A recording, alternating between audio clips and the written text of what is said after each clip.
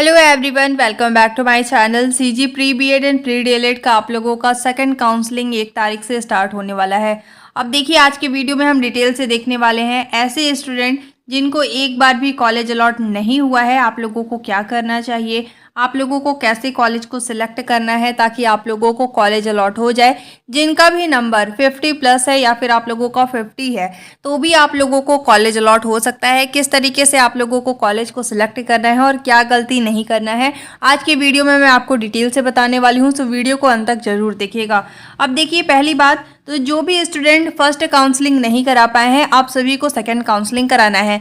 बहुत सारे स्टूडेंट का कमेंट आ रहा था कि हम सेकंड काउंसलिंग नहीं अगर कराते हैं तो क्या हम थर्ड काउंसलिंग करा लेंगे। देखिए, आप लोगों के लिए ज़्यादा अच्छा रहेगा कि आप सेकंड काउंसलिंग करा लीजिए, क्योंकि आप लोगों ने देखा होगा कि प्रीवियस ईयर आप लोगों का फर्स्ट काउंसलिंग होता था तो उसमें आप लोगों की 2 मेरिट आते थे, लेकिन इस बार आप लोगों का 3-3 मेरिट आ रहा है। तो ऐसे में बहुत कम चांसेस है कि आप लोगों का थर्ड काउंसलिंग होगा। यस, बीएड अगर आपको करना है तो आप बीएड का वेट कर सकते हैं, क्योंकि बहुत ज़्यादा वैकेंट सीट रहेंगे, तो इस बेसिस पे आपका थर्ड काउंसलिंग हो सकता है। लेकिन डीएलएड का यहाँ पे कोई भी श्योरिटी के साथ नहीं कहा जा सकता कि आप लोगों का वैकेंट सीट रहेगा, बट अगर रहता है तो आप लोगों का थर्ड काउंसलिंग डेफिनेटली होगा। ठीक है, अब देखिए, आप लोगों को मैं सजेस्ट यही करूंगी कि आपको सेकंड काउंसलिंग जरूर से करा लेना है। देखिए, क्योंकि मान लीजिए अगर आपको सेकंड काउंसलिंग में कॉलेज अलॉट नहीं भी होता है तो भी आपको डायरेक्ट थर्ड काउंसलिंग में शामिल कर लिया जाएगा, अलग से आप लोगों का फीस नहीं लगेगा। साथ ही देखिए, किन स्टूडेंट को काउंसलिंग से बाहर किया गया है, कि इनको न्यू रजिस्ट्रेशन कराना होगा, अलग से आपको पेमेंट करना है या नहीं, या फिर आप लोगों को पेमेंट करके किस तरीके से करेक्शन करना है, इस पर मैंने डिटेल में वीडियो बना के चैनल पे शेयर किया हुआ है। तो वो वीडियो आप जरूर देखिएगा ताकि आपको पता चल पाए कि आपको सेकंड काउंसलिंग में पेमेंट करना है या नहीं, न्यू रजिस्ट्रेशन करना पड़ेगा या नहीं। तो वो वीडियो आप देख सकते हैं। आई बटन पे देखिए, आपको एक लिंक शो हो रहा है, उस पर आपको क्लिक करके उस वीडियो को देख लेना है। ठीक है, ताकि आपका काउंसलिंग में कोई भी मिस्टेक ना हो। अब आज की वीडियो में हम देखने वाले हैं कि आप लोगों को काउंसलिंग कब तक करना है, एंड साथ ही आप लोगों को कैसे कॉलेज को सिलेक्ट करना है ताकि आपके चांसेस बढ़ जाए और आपको उस कॉलेज में एडमिशन मिल पाए। ठीक है, अब यहाँ पे देखिए, आप लोगों का सेकंड काउंसलिंग जो है वो 1 तारीख से स्टार्ट होगा। 1 तारीख से 5 तारीख तक आपको टाइमिंग दिया जाएगा, आपको न्यू रजिस्ट्रेशन करना होगा। जैसा मैंने बताया कि अगर मान लीजिए आपको काउंसलिंग से बाहर कर दिया गया है, अगर आप कॉलेज को एक्सेप्ट कर लिए हैं और एडमिशन नहीं लिए हैं तो आपको फर्स्ट काउंसलिंग से बाहर कर दिया जाएगा। अगर आप कॉलेज को एक्सेप्ट या रिजेक्ट कुछ भी नहीं करते हैं तो भी आपको काउंसलिंग से बाहर कर दिया जाएगा। थर्ड इंपॉर्टेंट थिंग, अगर मान लीजिए आप लोगों को फर्स्ट मेरिट लिस्ट में कॉलेज अलॉट हुआ था और आपने कॉलेज को रिजेक्ट कर दिया था, इसके बाद अगर मान लीजिए आपको सेकंड या फिर थर्ड मेरिट लिस्ट में किसी में भी कॉलेज अलॉट हुआ होगा तो उसमें आप लोगों को रिजेक्ट करने का ऑप्शन प्रोवाइड नहीं किया जाता है। और अगर आपने उस कॉलेज में एडमिशन नहीं लिया एक्सेप्ट करके तो भी आपको काउंसलिंग से बाहर कर दिया गया है। तो इन सिचुएशंस में आप लोगों को सेकंड काउंसलिंग फिर से कराना पड़ेगा। लेकिन अगर मान लीजिए आप लोगों को फर्स्ट मेरिट लिस्ट में कॉलेज अलॉट हुआ था, सेकंड और थर्ड मेरिट लिस्ट में कॉलेज अलॉट नहीं हुआ है, तो ऐसे सिचुएशन में आप लोगों को डायरेक्ट सेकंड काउंसलिंग में शामिल कर लिया जाएगा। आपको अलग से पेमेंट करने, रजिस्ट्रेशन करने की रिक्वायर्ड नहीं होगी। ठीक है, तो वो वीडियो आप देख लीजिएगा, आपका सारा डाउट क्लियर हो जाएगा। सारे आपके कमेंट को मैंने पिक करके एक एक क्वेश्चन का मैंने रिप्लाई किया हुआ है, तो वो वीडियो आप देख लीजिएगा। अब यहाँ पे देखिए, आप लोगों को 1 से 5 तारीख तक का टाइमिंग दिया गया है रजिस्ट्रेशन का। तो आप लोगों को अगर मान लीजिए आपका इनवैलिड क्रेडेंशियल शो हो रहा है या फिर डाटा नॉट फाउंड शो हो रहा है, तो ऐसे में आप लोगों को सेकंड काउंसलिंग फिर से कराना पड़ेगा। साथ ही देखिए, बहुत सारे स्टूडेंट का ये प्रॉब्लम आ रहा है कि उन्होंने रजिस्ट्रेशन कर लिया है बट उनको फर्स्ट मेरिट हो या सेकंड मेरिट हो या थर्ड मेरिट लिस्ट हो, किसी में भी कॉलेज अलॉट नहीं किया गया है, इसके बावजूद उनका इनवैलिड क्रेडेंशियल शो हो रहा है। इनवैलिड क्रेडेंशियल आपका तभी शो होता है जब आपको काउंसलिंग से बाहर किया जाता है। लेकिन अगर आपको एक बार भी कॉलेज अलॉट नहीं हुआ है और आपका इस तरीके से इनवैलिड क्रेडेंशियल शो हो रहा है, मतलब आपका सही तरीके से या तो पेमेंट नहीं हुआ है या तो रजिस्ट्रेशन फॉर्म जो है वो सही तरीके से सबमिशन नहीं हुआ है। मैंने आपको बताया हुआ था कि आपको फॉर्म फिलअप करते समय क्या मिस्टेक नहीं करनी है। देखिए, आप लोगों को अभी सेकंड चांस भी दिया जा रहा है, तो सही तरीके से देखकर आप लोग फॉर्म फिलअप कीजिएगा। ठीक है, फॉर्म फिलअप किस तरीके से करते हैं इस पे आपका डिटेल वीडियो आ जाएगा, तो आप लोगों को अभी परेशान नहीं होना है। 1 तारीख से 5 तारीख तक आप सेकंड काउंसलिंग करा सकते हैं सारे डिटेल को फिल करके। और अगर मान लीजिए आपका कोई मिस्टेक हो गया है तो मिस्टेक में आप करेक्शन भी कर सकते हैं, लेकिन कोई भी करेक्शन अगर आप करते हैं काउंसलिंग फॉर्म में तो इसके लिए आपको अलग से पेमेंट करना पड़ेगा। ठीक है, साथ ही देखिए मान लीजिए आपने फर्स्ट काउंसलिंग नहीं भी कराया है तो भी आप सेकंड काउंसलिंग करा सकते हैं, उसमें भी आपको काउंसलिंग कराना पड़ेगा एंड साथ ही रजिस्ट्रेशन करके पेमेंट करने पड़ेंगे और उसके बाद आप लोगों को प्रोवाइड कर दिया जाता है कॉलेज सिलेक्ट करने का ऑप्शन। अब चलिए देख लेते हैं कि आप लोगों को कैसे कॉलेज को सिलेक्ट करना है, जिनका नंबर कम है उनको किस तरीके से प्रेफरेंस देने होते हैं। सबसे पहले आप लोग इस चीज़ का ध्यान रखेंगे कि आप लोगों को ज़्यादा कॉलेज को सिलेक्ट नहीं करना है, तो आप लोगों को मैक्सिमम कितने कॉलेज को सिलेक्ट करना है, तो आप 3 कॉलेज को सिलेक्ट कर सकते हैं। अगर आप चाहे तो 4 कॉलेज भी सिलेक्ट कर सकते हैं मैक्स टू मैक्स, इससे ज़्यादा मैं आपको सजेस्ट नहीं करूंगी। देखिए आपको क्या मिस्टेक नहीं करनी है, जैसे आप काउंसलिंग कराएंगे तो उसके बाद आप लोगों को कॉलेज सिलेक्ट करने का ऑप्शन प्रोवाइड किया जाता है। यहाँ पे स्टूडेंट 20-20 कॉलेज को सिलेक्ट कर लेते हैं, ये गलती आपको बिल्कुल भी नहीं करनी है। क्यों नहीं करनी है, अब यहाँ पे आप लोग काउंसलिंग के प्रोसेस को ध्यान से समझिए। जैसे मान लीजिए मैंने 10 कॉलेज को सिलेक्ट किया है, ठीक है। अब अगर मान लीजिए इस कॉलेज का कट ऑफ 80 गया, इस कॉलेज का कट ऑफ 70 गया, फिर मान लीजिए इसका 60 गया, इसका 50 गया और इसका 40 गया, ठीक है। ये आप लोगों की कॉलेजेस हैं। अब मान लीजिए आपका नंबर 50 है तो आप लोगों को कौन सा कॉलेज मिलेगा ये।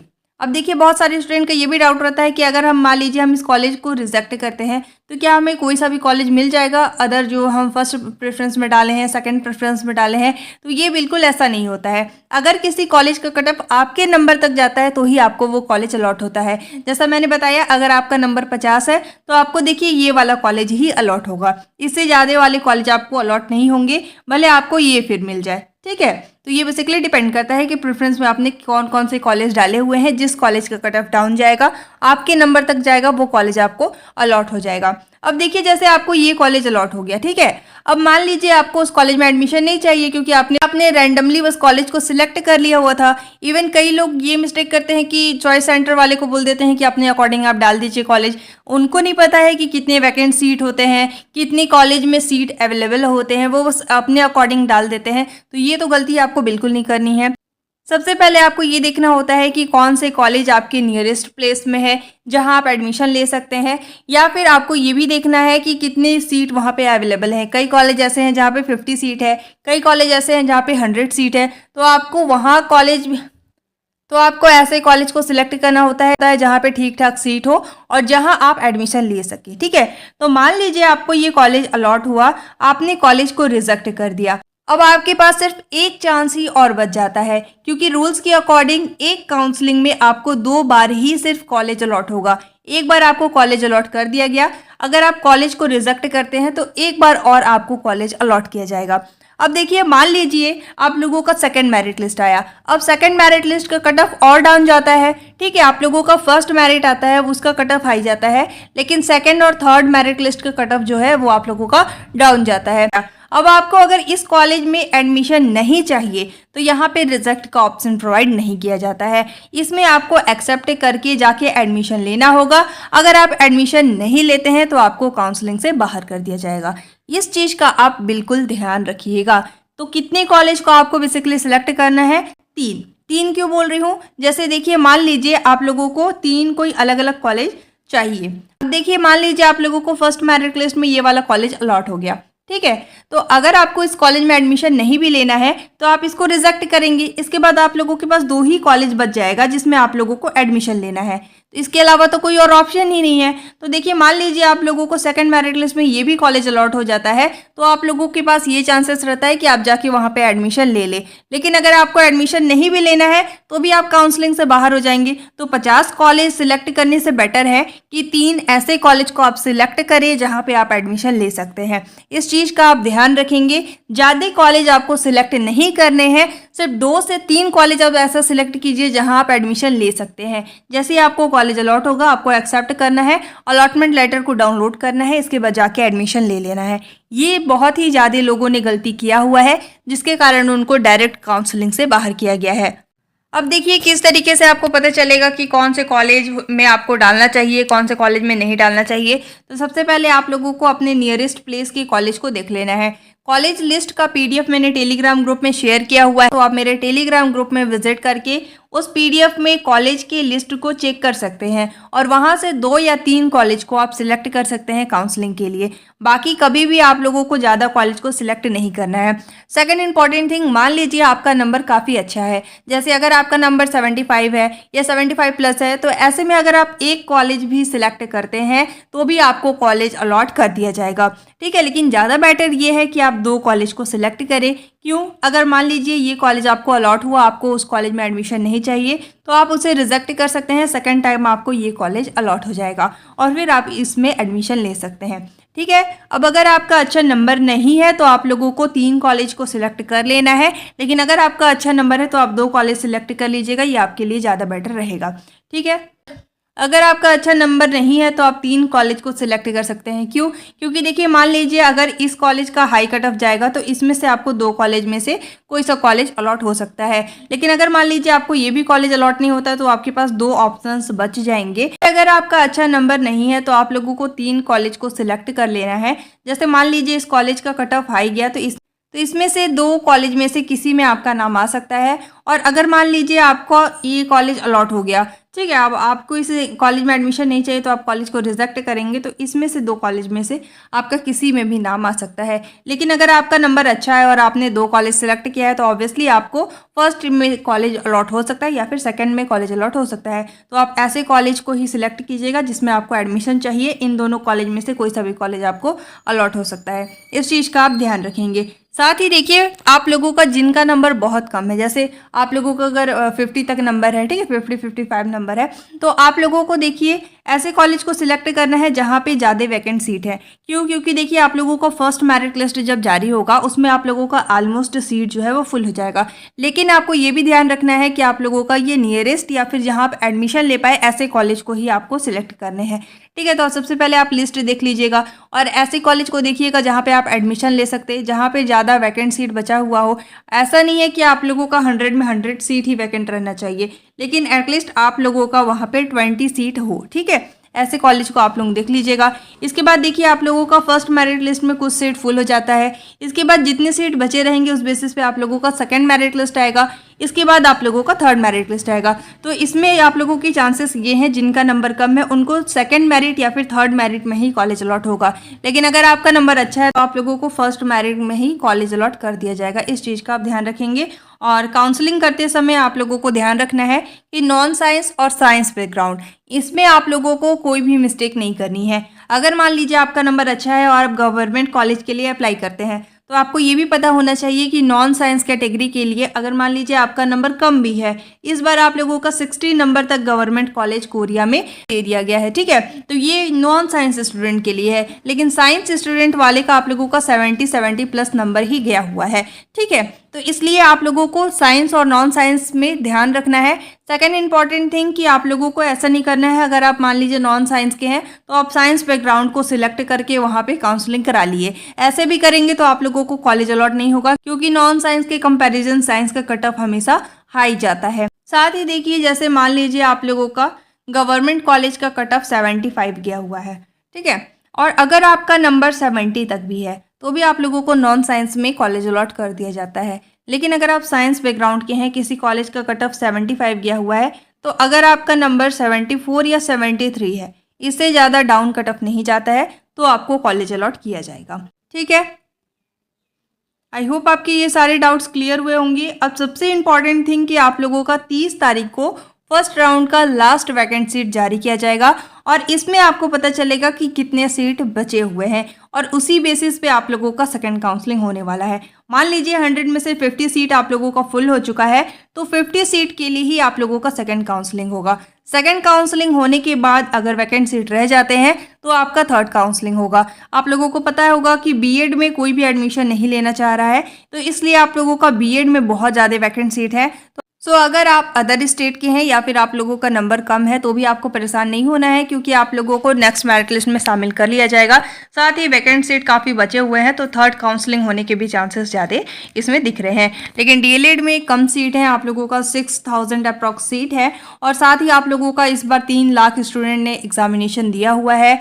बहुत सारे ऐसे स्टूडेंट हैं जो बीएड भी कर रहे हैं और साथ में डीएलएड के लिए भी काउंसलिंग फॉर्म भरे हुए हैं। बीएड में कॉलेज अलॉट हो जा रहा है तो उसे रिजेक्ट कर दे रहे हैं क्योंकि उन्हें डीएलएड में एडमिशन चाहिए। सो बेसिकली डिपेंड करता है, अगर आपका नंबर अच्छा है तो आपको डीएलएड में भी कॉलेज अलॉट कर दिया जाएगा। अगर आपको डीएलएड करना है तो आप डीएलएड भी कर सकते हैं। ठीक है, तो आप लोगों का सेकेंड काउंसलिंग 1 तारीख से स्टार्ट हो जाएगा। 1 तारीख से 5 तारीख तक आप न्यू रजिस्ट्रेशन करके काउंसलिंग के लिए अप्लाई कर सकते हैं और इसके बाद आप लोगों का सेकंड काउंसलिंग का फर्स्ट मेरिट लिस्ट जो है वो 9 तारीख को आएगा। 9 से 10 तारीख तक मतलब 2 दिन तक आप दावा आपत्ति कर सकते हैं। दावा आपत्ति किस तरीके से करना है, तो देखिए आप लोगों को बहुत सारे स्टूडेंट को डाउट था कि कैसे दावा आपत्ति करना है। तो देखिए आप लोगों को एससीईआरटी की ऑफिशियल वेबसाइट पे आप विजिट करेंगे तो वहाँ पे आप लोगों को एक ईमेल प्रोवाइड किया गया है। उस पर ही आप लोगों को अपने सारे इन्फॉर्मेशन, मान लीजिए आप लोगों के सामने एक लिस्ट आया उस कॉलेज का, उस कॉलेज में आपको चेक करना है कि आपसे कम नंबर वाले स्टूडेंट को कॉलेज अलॉट कर दिया गया है, आपकी सेम कैटेगरी, आपकी सेम स्ट्रीम है, तो वहाँ से आपको उस पेज का स्क्रीनशॉट लेना है और उस ईमेल पे आपको सेंड करना पड़ेगा, इसे अपलोड करना है बेसिकली। ठीक है, वहाँ पे आपको रीज़न लिखना है कि हमारा नंबर इतना है और हमसे कम नंबर वाले स्टूडेंट को कॉलेज अलॉट कर दिया गया है, जबकि हमारा सेम कैटेगरी और सेम स्ट्रीम है। इसके साथ ही आपको अपना रजिस्ट्रेशन नंबर डाल देना है, यहाँ पे रोल नंबर डाल देना है, अपना नाम लिख लेना, अपना सारा डिटेल फिल कर लेना है। ठीक है, आप एंट्रेंस एग्जामिनेशन का रोल नंबर वगैरह सारा डिटेल को फिल कर दीजिएगा। तो इसके बाद आप लोगों का वहाँ पे रीचेक होता है। रीचेक होने के बाद अगर आपका दावा आपत्ति सही रहेगा तो आप लोगों का देखिए यहाँ पे तारीख को सेकंड काउंसलिंग का आप लोगों का फर्स्ट फाइनल मेरिट लिस्ट आएगा, उसमें आप लोगों को शामिल कर लिया जाएगा और जिस कम नंबर वाले स्टूडेंट को मेरिट लिस्ट में शामिल किया गया था उनको काउंसलिंग से बाहर कर दिया जाएगा। पर अगर आपका दावा आपत्ति सही नहीं रहेगा तो वहाँ पे कोई भी चेंजेस नहीं होंगे, इस चीज़ का आप ध्यान रखेंगे। सभी को दावा आपत्ति जरूर से करना है। अगर आप देखते हैं कि आपका स्ट्रीम और उसका स्ट्रीम सेम है, आपकी कैटेगरी और उसकी कैटेगरी सेम है, तो ऐसे में आपको दावा आपत्ति जरूर से करना है। ठीक है, तभी आप लोगों का चेंज होगा। अदरवाइज जिन कम नंबर वाले स्टूडेंट को कॉलेज अलॉट हुआ है उनको ही शामिल कर लिया जाएगा और उनका ही एडमिशन होगा, आपको कॉलेज अलॉट नहीं होगा। साथ ही देखिए जितने भी स्टूडेंट का मिस्टेक हो गया है कैटेगरी या फिर जो भी काउंसलिंग फॉर्म में मिस्टेक हुआ है, आप सेकंड काउंसलिंग में पेमेंट करके करेक्शन कर पाएंगे। Thanks for watching. अब आपको इससे रिलेटेड कोई भी डाउट है, आपकी कोई भी क्वेरी है तो आप कमेंट कर सकते हैं। आप लोगों का कितना वैकेंट सीट बचा हुआ है इसके लिए मैंने पीडीएफ टेलीग्राम ग्रुप में शेयर किया हुआ है, तो आप वहां से देख सकते हैं। एंड साथ ही जिस भी कॉलेज में आपको एडमिशन चाहिए उसका आप एक लिस्ट प्रिपेयर कर लीजिएगा। जैसे ही आप लोगों का सेकंड काउंसलिंग स्टार्ट होगा आप लोगों को उस कॉलेज को सिलेक्ट करना है। साथ ही सेकंड काउंसलिंग किस तरीके से होता है, न्यू रजिस्ट्रेशन किस तरीके से करने होते हैं। साथ ही मान लीजिए अगर आपको काउंसलिंग से बाहर नहीं किया गया है, आपको ओनली प्रेफरेंस को चेंज करना है, कॉलेज को ऐड करना है, तो इसका एक अलग प्रोसीजर होता है, वो भी किस तरीके से करना है इस पर भी आपका डिटेल वीडियो आ जाएगा। सो आप लोगों को अभी वेट कर लेना है। Thanks for watching. If you liked my video, don't forget to like, subscribe and share. You all have to join our Telegram group for the latest update. Telegram group का link description में given है, आप उस पर click करके direct Telegram group join कर सकते हैं। Thank you so much for watching.